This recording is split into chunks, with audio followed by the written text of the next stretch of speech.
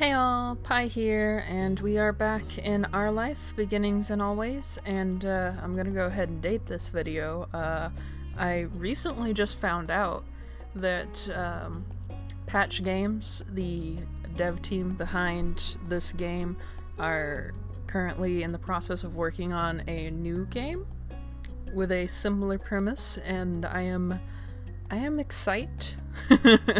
Trying to contain myself. I one thing at a time, right?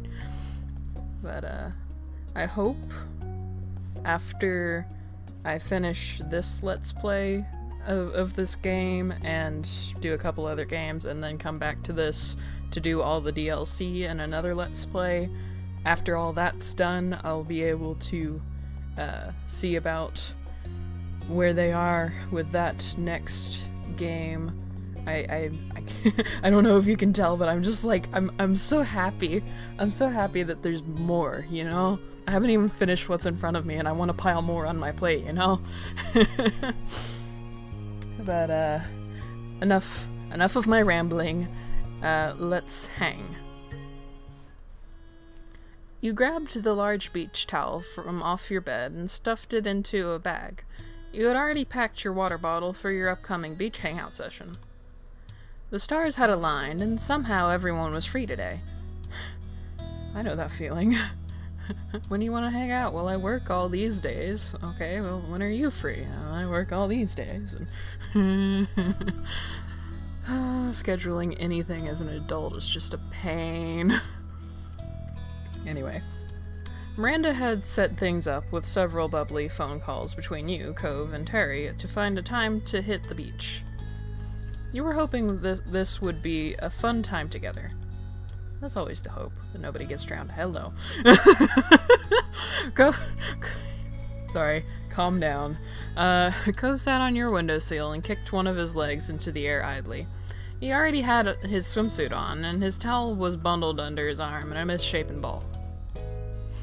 He'd shown up earlier that morning with a surprising amount of enthusiasm. He was chatting as you caught up to his preparation. Seriously, I couldn't find my swimsuit this morning. I looked everywhere. It had disappeared. I had no idea what I was gonna do. We're just gonna move on and not comment on what immediately went through my head. Ooh. I'm gonna be a little cheeky. Yeah, it completely vanished somehow, just like your old sand pail. You totally didn't just lose your stuff again. Seriously? Very funny, Joy. That was different, and I was 8. You'll never live it down! Anyways, I don't know why it was in the bathroom when I never put it there. He gave a small smile and readjusted the towel in his arms. You now could see that it had been folded at some point, but then rolled up and carried without much care. I'm so glad. I like adult Cove's voice. It's nice. But I'm just glad I found it. It would have been crappy to lose my favorite trunks. It was nice to see Cove so happy and comfortable in what he was wearing. You walked over to your dresser and mused about how you had picked out your own swimsuit. Your height had complicated shopping a little. Not all suits were made to properly fit people like you. Why is this so relatable? And then for the shape of your body...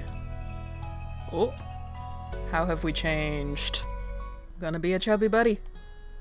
And we'll say you had a little muscle definition, because, like, even though I have been overweight literally my entire life, I still have some definition in my arms and legs. I don't know how. I guess I'm just built that way, but we're going with that. One of these days, I might do a face reveal and you guys are gonna go back to these videos and try to piece together all the little tidbits that I gave you about my actual appearance, and you're just gonna be like, I wasn't expecting it to look like that. Your build was toned and firm, with muscles that were there, though slight in size. You had gained more muscle in recent years. It was clear when compared to how you were when you were younger. Are you okay? Oh, yeah. I was thinking about some things. What things? Just myself and my body, really. His eyebrows rose at your admission of self-reflection. And what do you think? What did you think of who you were? You considered your identity further. So, without getting too into my gender, because that is an entire thing I'm not ready for right now to tackle with the internet. But I was not super... I wasn't even really sure what words to use for myself when I was at Joy's age. So I definitely wasn't comfy with gender yet. But also, I have to keep in mind that for Cove, they already kind of had an inkling of their gender even from childhood. So for them, I imagine they're pretty sure about all of this. So, just put that out there.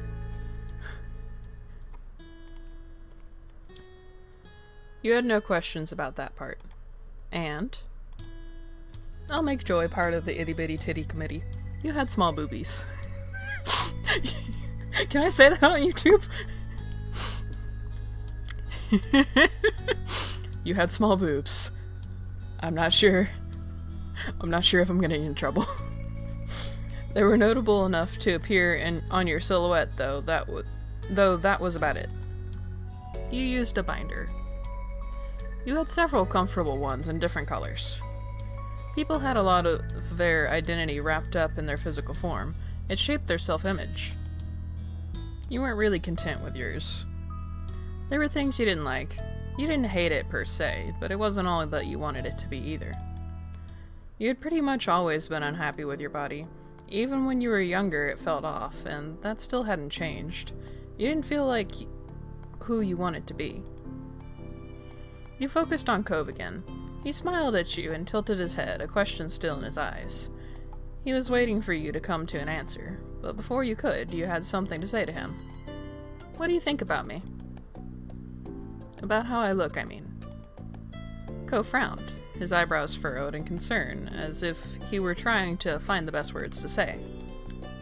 Then his eyes warmed like he was looking at something truly special. Joy. Joy, you're wonderful. Aww. No matter what anybody thinks, you, me, anyone, you are still wonderful. It just can't be helped. It's a fact of life. Aww. Cove stopped speaking and looked at you for a moment. He kicked his feet as he considered something, and then nodded with a thoughtful expression on his face. He stared forward and directly met your eyes. I've known you for a long time, since we were kids, you know. I've seen you just about every day for the past decade, so I think it's fair for me to say this. It's nice. Each day you're different from before, just by a little bit. But you're also still the same. You're always you. It's nice to see you keep developing as a person. I do want you to keep being you, but the only one who gets to decide who that is you. You choose who you are today. You get to choose who you are tomorrow. That's okay with me. Honestly, I wish I had a Cove in my life, or like somebody like Cove, to just tell me, you're okay. You can be you. You're fine. So I'm gonna say, you smiled with tears. Moisture started gathering in your eyes, so you began to blink rapidly. You couldn't stop the tears from coming, even as you smiled so widely your cheeks hurt. What could you even say to that? Cove seemed a little concerned by your tears, but he smiled back. Hey. Hey, Joy. Cove gave a bent smile, pointing to your arms. You're looking particularly toned today. It's... He answered not with words, but a solid okay sign with both hands and the same cheeky smile. Cove suddenly flushed when he realized how boldly he'd complimented you. He stood by it, even if he was a little red. Good Cove. You were a little taken aback. That came out of nowhere. You glanced at yourself. I didn't know you liked my arm so much. Yeah. You started to flex and show off jokingly. You posed dramatically. You showed off your guns, fighting laughter. First the right, then the left. You then flexed both your arms and widened your stance in a stereotypical strong pose. He cracked a huge smile. Joy, this is too much for me to witness. Cove hopped up from his seat and fluttered his hands in front of you, gesturing for the display to stop, laughing the whole while. You thought on some level he might not have been fully kidding around with that. He was flustered.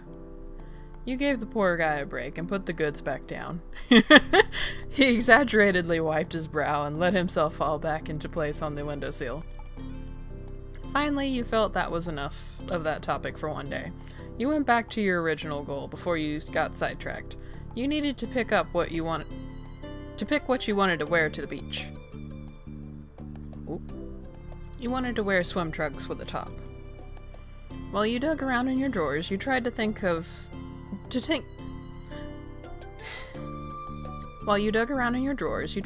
if there was anything else you were missing.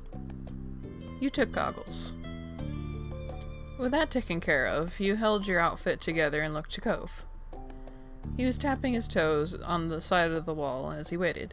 You vaguely wondered if he thought that was a comfortable place to sit. You hoped so, given how long he'd perched on it. Regardless, it was time for him to go. You weren't going to put on your beachwear with him just chilling there.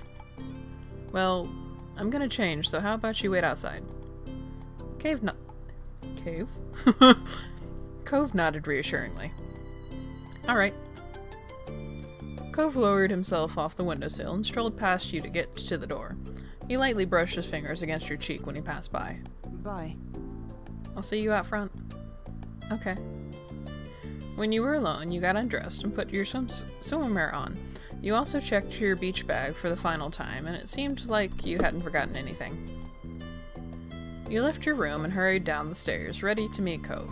You made sure to lock your front door and walked outside. Cove stood in the road, looking down and scuffing his feet on the asphalt. When you shut your heavy door, he looked up at you and smiled. Nice to see you again. Hi, Miranda and Terry are gonna be here in not too long. Terry even texted me earlier saying she was mostly on schedule. Shocking. Well, why don't we just head to the beach and wait for them there? We're both ready. That sounded like a good idea to you. You said as much, and Cove shot off a quick text telling the two of them where'd you be. Cove gave you a thumbs up after the message sent. It was a familiar path to walk, and it wasn't long until you reached the shore. Cove laid out his towel on the warm sand. You set up your stuff beside him and looked out onto the ocean. The rolling swells at the shore rhythmically. You all had lucked out. It was a beautiful day. The sky was clear and the waves were good. It was a balmy summer day, but with a pleasant breeze to keep things comfortable. Essentially, it was perfect. so? Do you feel like heading into the water? Maybe just walk down the shore? Or would you want to do something here? My coworkers accuse me of being a lobster, because I typically give vague answers like this, but I'm gonna say either way is fine. What would you want to do? Maybe walk a little at first anyway? We can do that. Cove nodded, accepting of the plan. He kicked some sand off his towel absentmindedly. Yeah, sounds nice. You took a deep breath and tasted the relaxing salty air. Cove caught your eye and gave you a small smile. You chatted a little before a comfortable quiet settled over the two of you, content to watch the waves as you waited for the others. Luckily, it didn't take long until you heard shouts. You turned your head to see both Miranda and Terry running straight for you. Miranda was faster, making leaps and bounds across the sand. Terry followed in her wake, laughing with her towel clutched around her shoulders and flowing like a cape. I like these two. Miranda started making her jumps more theatric and more precarious as she got closer. Cove waved them on with a bright grin. You cheered at their antics. Woo! The two officially arrived at Cove's in your setup, looking completely ready for an ocean adventure. They were already in their swimwear and were raring to go. And their swimsuits are cute. Hey Terry, Miranda, welcome to our beach. Hey! Hi. Hello. She beamed and Miranda nodded with a smile. Oh yeah! Man, I'm so pumped. Yeah, I'm really glad this worked out.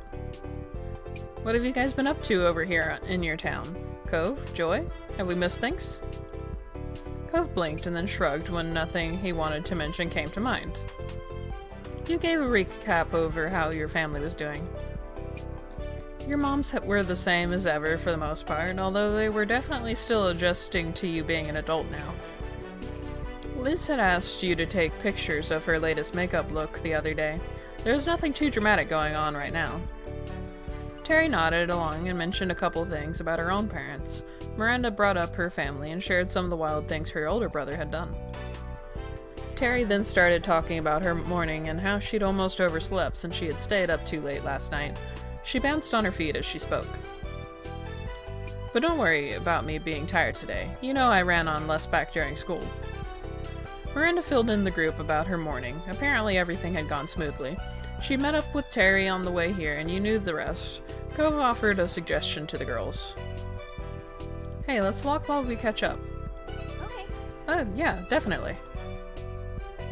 Once everyone's stuff was settled on the beach, the group strolled over to the shoreline. The wet sand was cool under your feet. A wave rushed up and covered your ankles in water. You flinched from the suddenness of it, but by the next wave you were acclimated. You took another step forward and sank a little into the ground. Behind you, your footprints were soon smothered by the waves. Your friends chatted as you walked together. You took turns pointing out cool shells or pieces of sea glass. It was a relaxing jaunt. Hours passed, and the group had moved between different activities, some low-key and some more exhaustive. For you, it was another break time. You sat on your towel and sipped at some water. Your friends were hard at work bearing Terry's full body under a pile. Miranda used her arms and forced up sand around Terry's sides. Cove worked on covering Terry's feet. You took another drink and closed your eyes.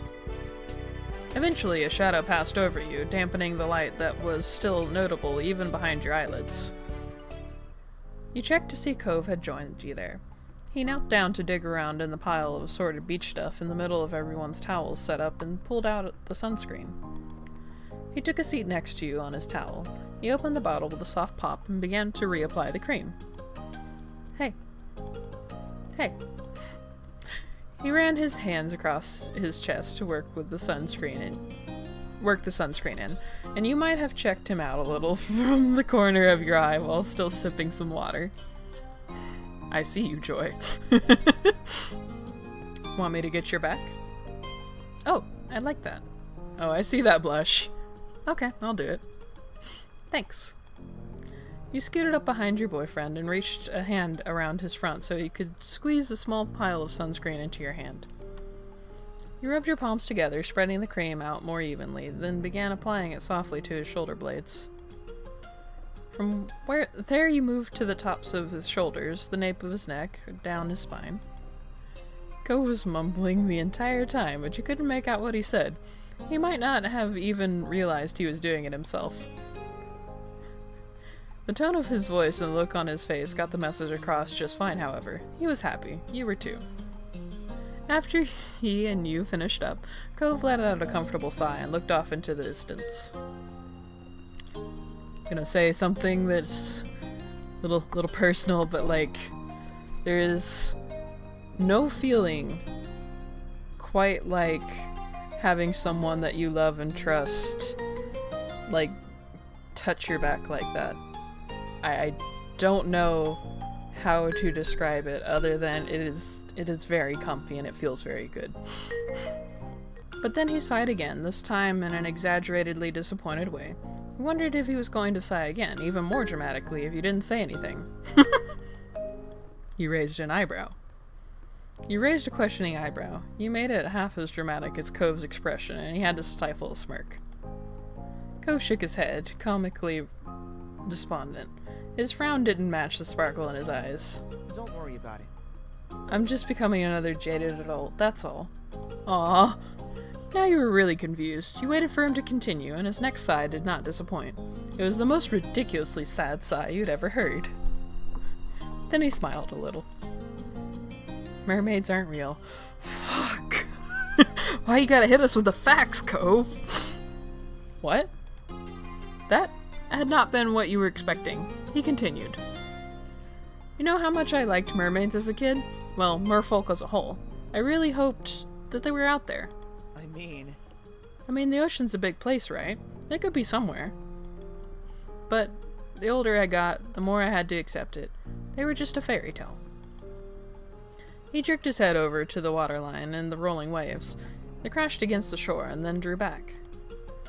This is a perfect beach for them. It's pretty and vast and never too crowded. If merfolk did exist, we definitely would have met one by now. Or at least we'd have heard of someone else seeing one. But nothing. He acted as though that result was a true bafflement. He let his head hang. I know, I too was disappointed when I discovered that unicorns don't really exist. I gotta let the dream go. You pretended to be shocked and disappointed. What? Mermaids aren't real? You looked at him and tried to get fake tears to start welling up in your eyes. I can't believe it. Cove chuckled a little to himself, eyes tilted off to the sea, his face still low. Maybe it's for the best. Let's say a merperson did happen to wash up on shore one day. He looked at you with a doleful expression. I could have lost my partner to their magical underwater world. I'd go with a merperson, but only if you could come with us too. Cove grinned. He hadn't expected that answer. You're a nice person, Joy. But what if they didn't want me? Would you seriously stay on land? You gave him a look. You meant what you had said. It'd only work if the offer was for both of you. Are you sure that's the right call?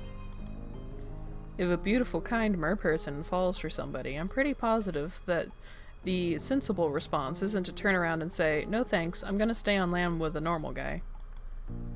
Let's go for something a little serious. Cove, there's no one who could ever make me leave you. Merperson or not, we're together. Oh. He flushed and fidgeted on the towel. In a desperate attempt to do something, he picked up the sunscreen bottle he had dropped. Cove started playing with the cap, taking it on and off again. His smile seemed to grow before your eyes. I was just trying to joke around, you know. I know you were, but I wasn't. He giggled and continued to look deliriously happy. He had no way of going back to the joke. You couldn't help but feel happy at how much your words meant to him. Aww. And then you heard Miranda screech. Your attention immediately switched over to your friends. You saw that Terry had gotten impatient and shifted her legs. The walls Miranda had been meticulously building collapsed into a wet heap of sand. She surveyed the damage critically.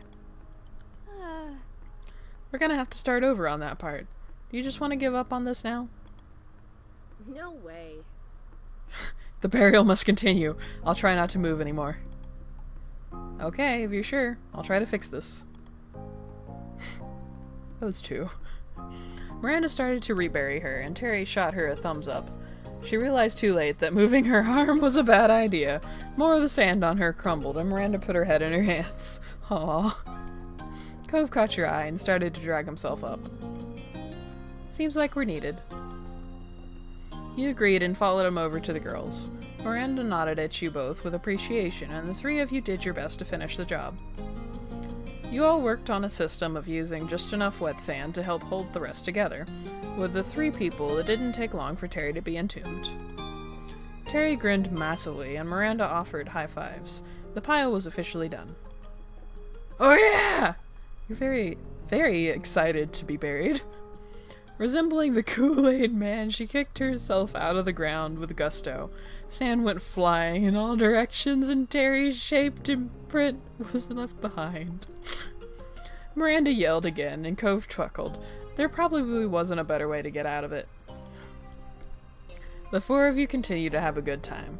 You went on a shell hunt. Miranda managed to find the biggest, while you found the most colorful. Cove caught a tiny crab. Yee! You did a bit of everything. There were impromptu games, just soaking up each other's company. However, after a while, you all had ran out of water, drinkable water anyway. Don't drink the ocean. That is, you don't know where that ocean has been? It's got all sorts of fish pee in it. Don't drink the ocean. It was decided that you'd head to your or Cove's house. Things were gathered, and you started to cheerfully walk up the road. What next? I don't have anywhere to go, so it could be whatever. Same. I guess we can keep hanging out. Terry snorted and readjusted her grip on her things. Don't sound too sure there, Cove. By this point, you could see your house. It hadn't taken you long to make the trip. The conversation continued with everyone throwing out suggestions. Are people hungry? She looked from face to face in inspection. Cove and Miranda shrugged in concert. No one was overtly opposed to it. However, you weren't really starving. It wasn't quite a mealtime. We could get dessert. Miranda put a finger to her lip and thought. With a smile, her voice became more confident. Yeah, that would be fun. Terry considered it and then shot Miranda a thumbs up. Sure. Sounds great to me. I can definitely go for that. You know, I'm up for more. But there's nothing sweet at my house. Your friends glanced at Cove and his place. He shook his head immediately. Dad doesn't have anything good either. I mean, unless you want dessert-flavored protein shakes. Ugh. No. Why would you subject yourself to that? No. Ew. Exactly, Terry. You are my spirit animal. She cut in and held her hands up as if trying to ward off something evil. Cove smirked. Not bad. It's not that bad. It's pretty bad, man. Nope. Nope. Yeah, just nope. Well, there has to be some kind of sweet shop around here. Let's look it up. Terry nodded and started to dig around in her bag. I like the way you think. Terry continued to rummage in her bag and grew increasingly frustrated. She puffed out her cheeks and knelt down, setting the bag on the ground. With both hands free, she was finally able to fish out her phone. She raised it up in triumph for a brief moment of celebration. I'm on it. I'll search for something good. Terry got back to her feet, hefting the bag over one arm, tapping away at her screen and the other. But she assessed Cove from top to bottom. No shirts, no shoes, no service. Cove glanced down at his bare chest and feet, having not even registered it prior. He chuckled a little. I'll grab something. Cove moved over to his house. You looked towards yours. I'm covered, right? You waited outside with the girls. You watched Cove disappear into his house. Terry was deep in the midst of scrolling through food options. You shuffled over to where you could see, and Miranda did the same. There's ice cream. People love ice cream, especially around here. I don't really feel like ice cream. Godless heathen, Miranda. Cool, because I don't either. Terry, how could you betray me like this? She flicked her finger up, and another ice cream place showed up. Melty Moo Moo's frozen treats with an unfortunate cartoon mascot. No. I like ice cream. It's just not for today. There has to be something else. You thought on it, and Terry kept scrolling. You had heard a door open, and Cove reappeared. Nice. You were about to be surprised at how quick he was, but then noticed he'd just thrown on a t-shirt over his swim trunks and slipped a pair of sandals on. Of course. I mean, why put extra effort in for no reason? Hey. Everyone else exchanged their respective greetings and then looked back at Terry's phone. Terry scrolled further and then made an interested exclamation. Oh, what about this place? They sell crepes. That's something you don't see every day. Look how fancy they are. If they sell crepes, they probably charge an arm and a leg for those crepes. Unless I don't know, maybe it's different if you don't live where I live, but like, finding a place that sells like actual authentic crepes, first off, is really freaking hard, and secondly, it's always expensive. She shoved her phone into your face. It seemed like a cute shop. It didn't show any pictures of the actual building, but the food seemed good.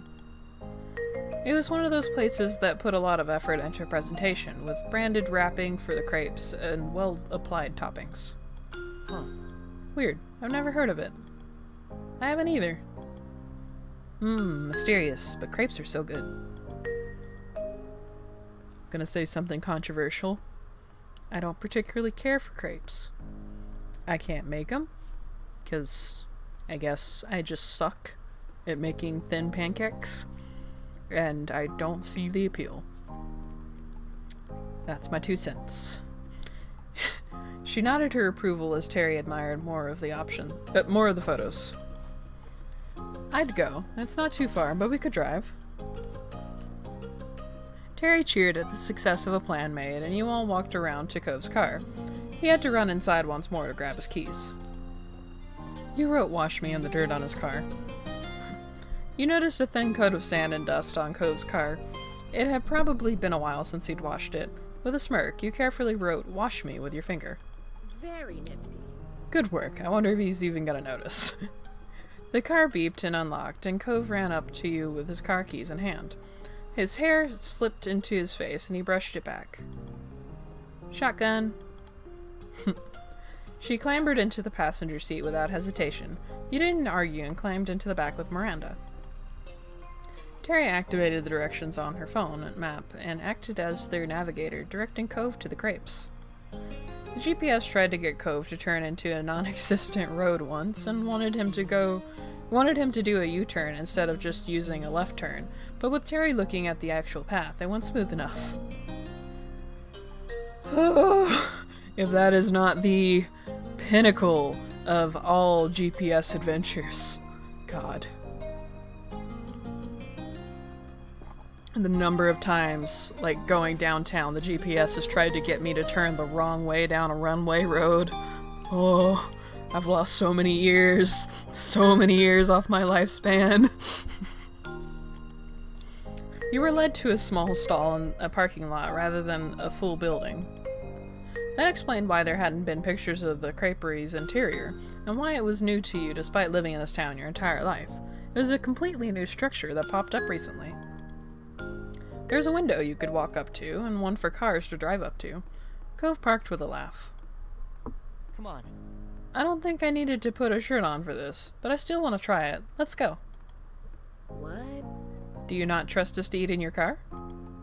She gestured to the drive-through option. Cove shook his head with a snort. I trust some people here, maybe, but wouldn't it be more fun to actually check it out? Everyone acknowledged his point and piled out. Terry tried to tease Cove a little, but Miranda started talking about the last time she had crepes. Apparently they'd been a dessert explosion, topped with multiple sauces, powdered sugar, and what Miranda was pretty sure had to be cake icing. And that is entirely too much sweetness. I'm not into it. I guess I just don't like dessert. I don't know. I'm difficult. That's sweet.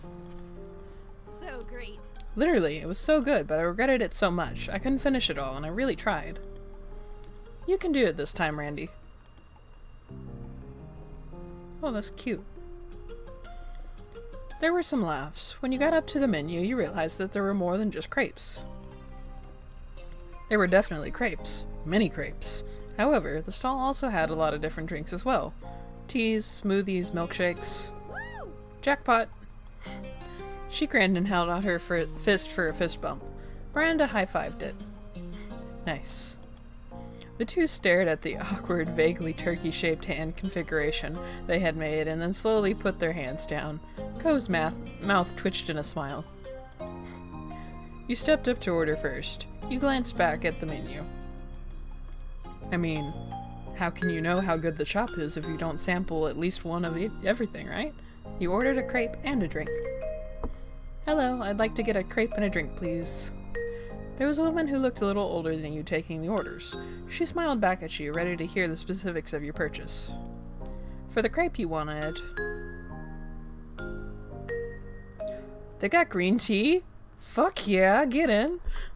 For the Sorry, that was like immediate. I love me matcha. I literally just this morning had myself a matcha latte with oat milk and honey in it, and like, try it. Like, if you've never had a matcha latte like that, just try it. You might hate it, but if you hate it, you have no sense of taste. That's all I'm gonna say. For the fillings and toppings you picked, strawberries maybe? I don't know how matcha and strawberries would go together, but I feel like it would be a better combo than most of my options here. I do not like strawberries. Oh, I can get more than one, and that was all. After you picked the size, you were asked what you wanted to drink. You ordered... Ooh, I have so many options. A milk tea. You can also add a mix in or toppings for the drink. You chose to add boba pearls, because boba is amazing. And that is all I want in my tea. Like, the rest of this, no. Be gone. You paid and stepped aside to let your friends order. Cove got a lemon crepe with a pounded sugar on top and mixed berries. He also got a plain strawberry smoothie. Terry went crazy with the toppings. Although she ordered a plain crepe, she had it smothered with whipped cream, cream cheese, chocolate chips, chocolate syrup, and bananas. That is too much, Terry. Slow down. Miranda opted for a frap with caramel syrup and condensed milk. The four of you stood off to the side as you waited for your treats. I heard what you ordered, Joy. Glad I'm not the only one to go for a drink and a crepe. I couldn't pick just one, and why not? Exactly. It's gonna be good. I think yours sounds tasty, Joy. Thanks. Order for Joy? Oh, I've got to get that. You grabbed your order. The others didn't take much time after that. With the goods collected, everyone admired their treats. Terry dug right into hers, and Miranda gave hers a tentative sip. Terry nodded acceptingly, with her mouth completely full. Miranda tilted the frap over to her with a grin. Terry sipped it and clearly loved it. She raised her crepe over to Miranda. You could tell that there was an intent to make it look nice, but with all the assorted toppings piled on, only so much could be done. Miranda took a huge bite with gusto and sighed happily. Terry seemed satisfied and took another slurp of Miranda's drink. They had both only gotten one thing, probably because they knew they'd end up sharing. Cove, do you want to share ours? His face lit up with excitement, and he passed you his crepe. Of course. Yeah, of course. You exchanged treats and took a chomp on the lemon crepe. It was light, with the sourness from the lemon and the sweetness from the syrupy berry mix. The smoothie was finely blended with the occasional chunk of strawberry. Cove seemed to enjoy his taste, and then you swapped back. He smiled as he took a loud sip from his smoothie. Thanks. You always get good stuff. 'Cause I have exceptional taste. With that, Cove started to eat his treat in earnest. You saw him take a huge gulp of his smoothie, and then without swallowing, he added a bite of his lemon crepe. Slow down, Cove. Cove? Terry tore off a piece of her crepe and held it out to Cove. So? Care to make a trade? Sure. Instead of continuing to loiter in the parking lot, the four of you started to walk down the sidewalk. There was a lot of sharing going on, with crepe bits and toppings being passed around. You wouldn't have been surprised if Terry ended up drinking more frap than Miranda did. You kept going down the way, eating, drinking, and chatting. You hadn't realized just how far the group had wandered until you ended up at Now Leaving sign. Apparently, you were about to just walk right out into the middle of nowhere. Don't do that. Terry took her mouth off Miranda's straw and stopped sipping the frap. Impossible. Preposterous. How are we already at the end? I always forget how tiny this town really is. Cove chuckled a little and swallowed a chunk of Terry's crepe. I guess. It kinda is, huh? It didn't feel that small when we were growing up. It definitely felt bigger then. There was a time when Sunset Bird had felt huge. It seemed as endless as the ocean. There was always some street you hadn't wandered down, something new for the tourist. But now, you had realized it was just a pond in this big, big world. Seeing the definite end only reinforced this. Here was the boundary that proved your hometown could be walked out of with ease. I guess this means we should probably head back. One doesn't just walk into nowhere land. Don't do that. We're not only one, Terry. There's 4 of us. Terry scrunched up her face, not wanting to acknowledge the bad joke. She decided to ignore it. It stinks having to go all the way back. Yeah, but it's not like there's anything out that direction. And if we did keep going forward, it'd be an even longer trip home. You stared off into the stretch of road as Cove agreed that he didn't want to go any further. Can we take a break here first before we turn around? We've been walking for a while, and someone finished my drink. Right on cue, Terry loudly sucked air from the straw. It was good. Miranda looked at her, but Terry remained unrepentant. In the end, though, it was agreed to hang out around the sign before heading back to the car. It didn't take long to finish the rest of the food and drinks. Everyone gathered up the trash and stuffed it into bags and pockets for now. The group relaxed on the grass, keeping account of all the cars that drove past. It was not a high number. 14. The newest passing car drove into town from somewhere outside. But as the vehicle came by, it slowed down and he watched as it ultimately rolled to a complete stop. The black car parked right next to the now leaving sign. Everyone exchanged a baffled look. But then the tinted window rolled down and the driver peered out. As soon as you saw his hair, you recognized him. No one else you knew presented themselves so distinctively. Oh, yes! Does he get any more voice lines? Hey, neighbors. Cove openly sighed when he recognized him, afterwards sucking sulkily at the straw of his long empty drink. Aww. You waved at him. Let's be friendly. He leaned forward and tried to get a better look. His hands were loose on his steering wheel, and he seemed rather relaxed to have just pulled over on the side of the road.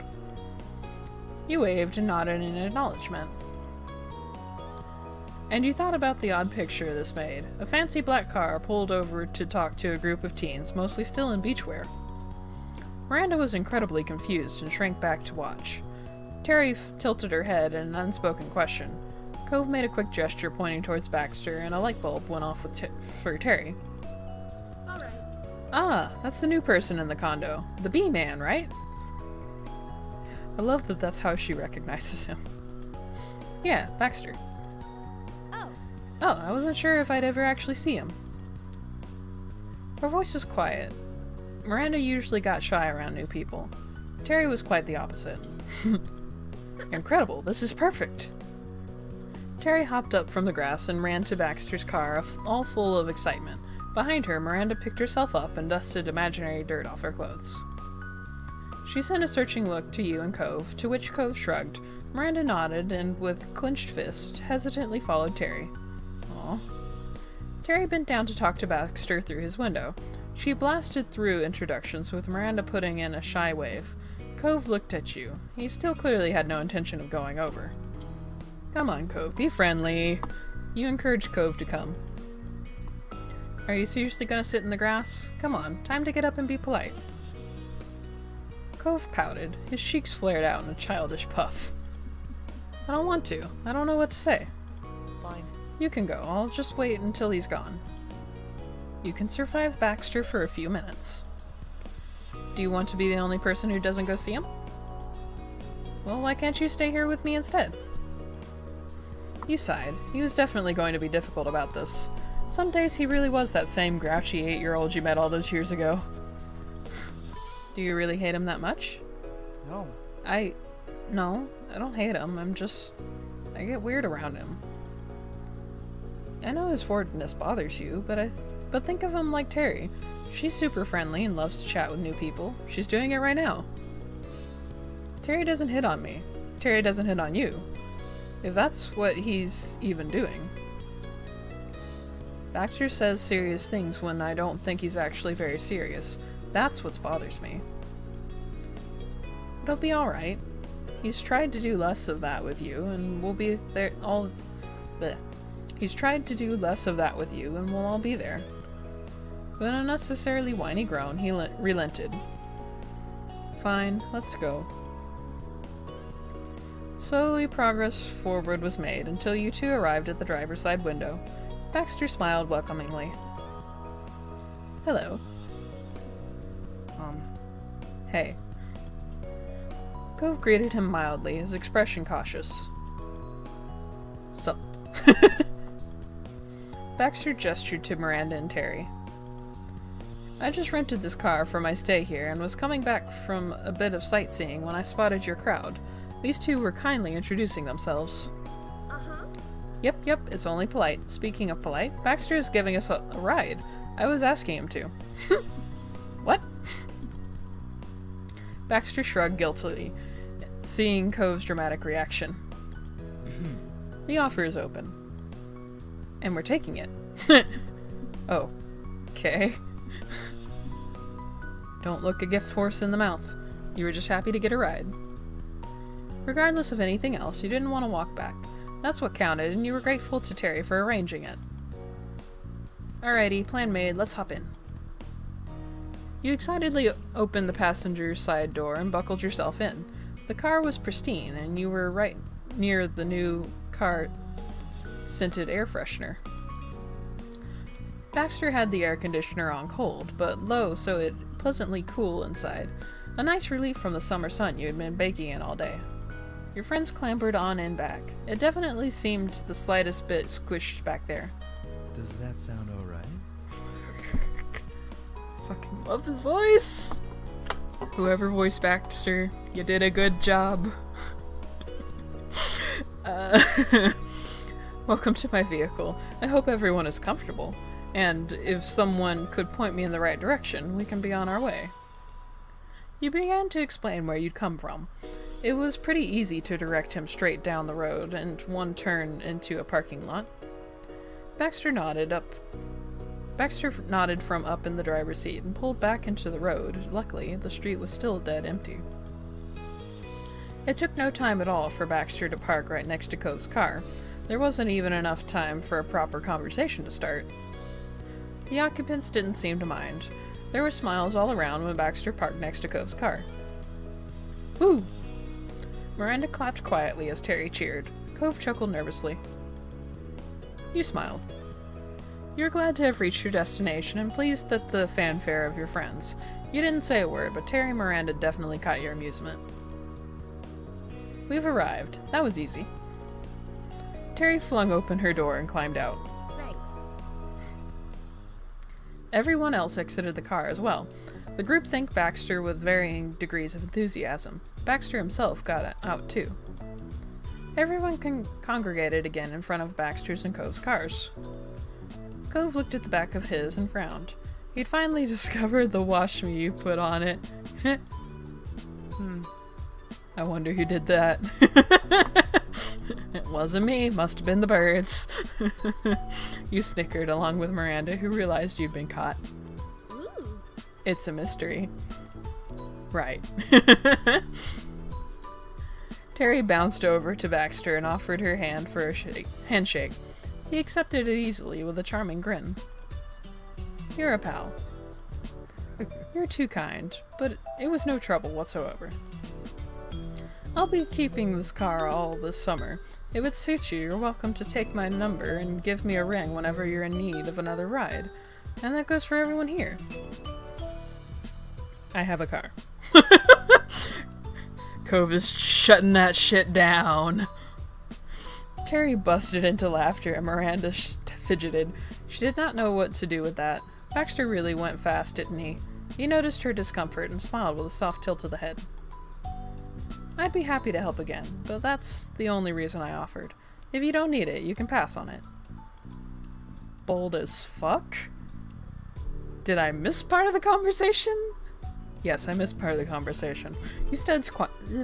You stayed silent. When her giggles subsided, Terry put a hand to her chin with brows furrowed. I wonder, would that option be available right now? You could valet us somewhere cool. What? Cove. Cove was taken aback. He put a hand on the hood of his car. Weren't we going back to the neighborhood? Wasn't Baxter going back to the neighborhood too? Why would we go somewhere else? Because we can. Miranda squirmed nervously and then committed to piping up. Maybe? We could go to the park near my place. It's a really nice place to hang out. You and Cove shared a look. The big park was pretty nice. Let's do it. Baxter tapped the side of his face and thought. It's doable. Fucking love his voice. He glanced at Cove and then switched focus to you. Well, We have 2 cars. If some people want to go to the park, I could still take the others home. But if everyone's going, it wouldn't make sense for me not to. I'm actually already over time, so I think I'll just leave it here for right now. Come back to this in the next episode. We'll see how much more of this step we have left. I imagine we'll get to see the outcome of whatever we choose here, but I feel like it should be coming to an end. So for a little bit, it'll be a little bit awkward on the breaks, I guess, for where I have to cut the videos, because I'm trying to keep them at a certain time frame. Anyway, hope you guys have enjoyed this as much as I have. Even if you haven't enjoyed it as much as I have, I hope you've enjoyed it some.